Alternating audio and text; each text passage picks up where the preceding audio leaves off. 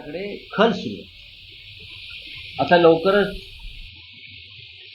फुटीर गटाचे नेते हे दिल्लीला येतील आणि त्यांच्या पक्षाचे प्रमुख अमित शहा यांच्याशी चर्चा करतील. पण जर संविधान मान्य केलं आणि निवडणूक आयोगाने दिलेला चुकीचा निर्णय, दबावाखाली दिलेला निर्णय सर्वोच्च न्यायालयाने फेटाळून लावला, तर महाराष्ट्राच्या जनतेचा आणि या देशातील लोकशाहीचा मोठा विजय असेल. सर, काल बोलताना कपिल सिब्बल यांच्याकडनं हाही मुद्दा उपस्थित केला गेला की ज्या पद्धतीनं पक्ष फोडला हा प्री प्लॅन वाटतो. नक्की. ज्या पद्धतीने ते सुरतला गेले, तिथं एकाच हॉटेलमध्ये राहिले, नंतर गुवाहाटीची ट्रिप आणि भाजपनं केलेली त्यांना पुरवलेली रसद, हा मुद्दा सिब्बल यांची वारंवार फुटीर गटाचे नेते शिंदे हे वारंवार सांगत होते आमच्या मागे महाशक्ती आहे. त्याचा त्याने उल्लेख केला, आमच्या मागे महाशक्ती आहे, त्याच्यामुळे आमचं कोणी वाकडं करू शकणार नाही. हे सुद्धा न्यायालयाच्या रेकॉर्डवरती आलेलं आहे. एकाच वेळेला सगळे सुरतला जाणं, सुरतवरून गुवाहाटीला जाणं, तिथून गोव्याला येणं हा योगायोग नाही. हे सुद्धा सन्माननीय कपिल सिब्बल यांनी न्यायालयाच्या निदर्शनास आणून दिलेलं आहे. तर 2013 आणि 2018ला उद्धव ठाकरे यांची नियुक्ती झाली, त्यापैकी एक नियुक्ती अयोग्य आहे असं इलेक्शन कमिशनचं म्हणणं होतं.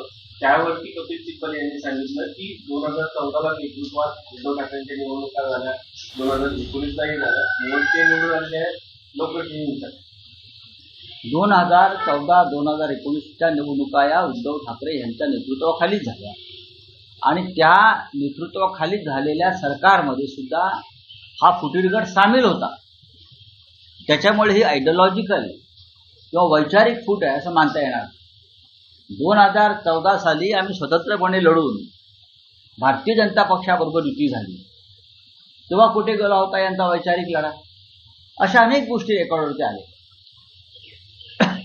चलिए सर, ज्या पद्धतीनं कोर्टानं सलग दुसऱ्या दिवशी सुनावणी लावलेली आहे, अपेक्षा आहे काही सुनावणी कायमस्वरूपी कंटिन्युएशन असं राहील? कारण तुमचा मूळ आरोप असा असायचा की कोर्ट सुनावणीच घेईल. आमचं ऐकून घेत नाही, पण आता आमचं म्हणणं ऐकून घेतलं जातं.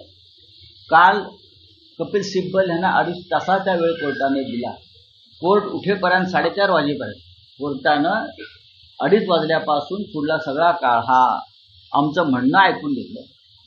आजही 2 नंतर सुनावणी पुढे होणार आहे. आज बहुतेक कपिल सिब्बल यांचं म्हणणं संपेल, मग त्यांच्या वकिलांना संधी दिली जाईल आणि मला असं वाटतं की आता निर्णय अपेक्षित आहे. सर, रवींद्र धंगेकर जे आता एकनाथ शिंदे यांच्या पक्षामध्ये गेलेले आहेत, पूर्वी काँग्रेसचे नेते होते, त्यांनी म्हटलेलं आहे की भाजप सत्तेमध्ये जे आलेले आहे ते एकनाथ शिंदेच्या लाडक्या बहिणी योजने.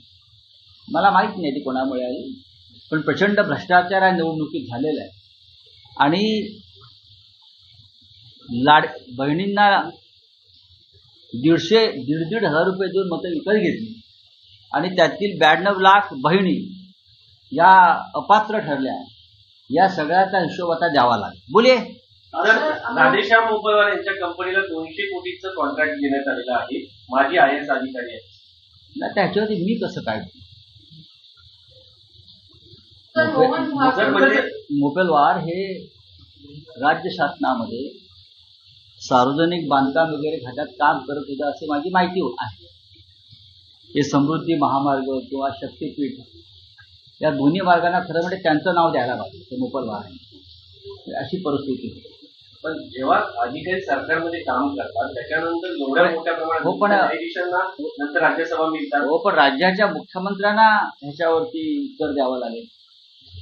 राज्याचे जे मुख्यमंत्री आहेत अत्यंत प्रामाणिक, सचोटीचे वगैरे आपण ज्यांना म्हणतो, अत्यंत प्रामाणिक, सचोटीचे, नेक, इमानदार, त्यांनी याचं उत्तर द्यायला पाहिजे ना.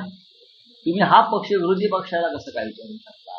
जर अशा प्रकारे तुम्हाला काही चुकीचं वाटत असेल तर कधीतरी हा प्रश्न सरकारच्या लोकांना विचारावा लागेल, डेप्युटी CMना विचारावा लागेल, राज्याच्या मुख्यमंत्र्यांना विचारावं लागेल, राज्यपालांना विचारावं लागेल. समृद्धी महामार्गामध्ये आणि आता शक्तीपीठ महामार्गामध्ये हजारो कोटीचा घोटाळा होता. ठेकेदारांकडून काम पूर्ण होण्याआधीच 25 ते 30 कोटी कमिशन घेण्यात आलेलं आहे आणि त्या हजारो कोटीमधून आमदार खासदार विकत घेतले गेले हे सगळ्यांना माहिती आहे. अशा प्रकारच्या कामातून अनेक अधिकारी, अनेक ठेकेदार, अनेक राजकारणी हे इतके फुगलेले आहेत म्हणजे बेडकांचा बैल झाला, इतके फुगलेले आहेत. आता ह्या सगळ्यावरती आपल्या प्रामाणिक सचोटीच्या मुख्यमंत्र्यांनी उत्तर दिलं पाहिजे. माझं काहीच म्हणणं नाही त्याच्यावरती. सर, मोहन भागवत आज जेएनजी सोबत संवाद साधत आहेत. सगळ्या जेएनजींना त्यांनी मुंबईत एकत्र बोलवले नाही नाही, जेएनजीमध्ये कोण? हे सगळी भाजपा किंवा संघ परिवारातल्या नेत्यांची मुलं आणि नातवंड आहेत. मी जेएनजी ज्यांना मानतो त्यांना मानतो जे जंत्रमंतरला आले, ज्यांनी सरकार विरुद्ध आक्रोश केला आणि आजही त्यांच्या विरुद्ध मोदींनी माफीचं नाटक करून सुद्धा, क्षमा देऊन सुद्धा अमित शहाचे पोलीस यंत्रणा त्यांच्या घरी जाऊन त्यांच्या पालकांना दमबाजी करतायत, त्यांच्यावर गुन्हे दाखल करतायत. त्यातली एक रिया आहेत नावाची मुलगी काल राहुलजींना भेटली. अशी अनेक प्रकरणं आहेत. मोहनराव भागवतांनी या मुलांशी बोललं पाहिजे. आपल्या पदाधिकाऱ्यांच्या नातवंडाशी बोलून काय करणार? हे चुकीचं आहे. राऊतांसारखं बोलण्यापेक्षा गुंगा असलेलं, तुमच्यासारखं बोलण्यापेक्षा गुंगा असलेलं, तुम्ही जसं बोलताय तसं बोलण्यापेक्षा गुंगा असलेलं बरं. मुख्यमंत्र्यांच्या पत्नी मग चांगलं आहे ना, मग तोंड शिवून घ्या. बोलताय कशाला? बोलू नका. आम्ही बोलतोय म्हणून ही लोकशाही जिवंत आहे. आम्ही बोलतोय म्हणून या देशामधलं संविधान जिवंत आहे. आम्ही बोलतोय म्हणून या देशामध्ये जाग आहे. आम्ही रस्त्यावरती उतरून आंदोलनं करतोय म्हणून लोकांना आशा आहे. लक्षात घ्या. आम्ही सुद्धा तोंड शिवून बसलो असतो तर हा देश इदी अमीनच्या ताब्यात गेला असता. जो आता मला जाताना दिसतोय तो आम्ही थांबवला.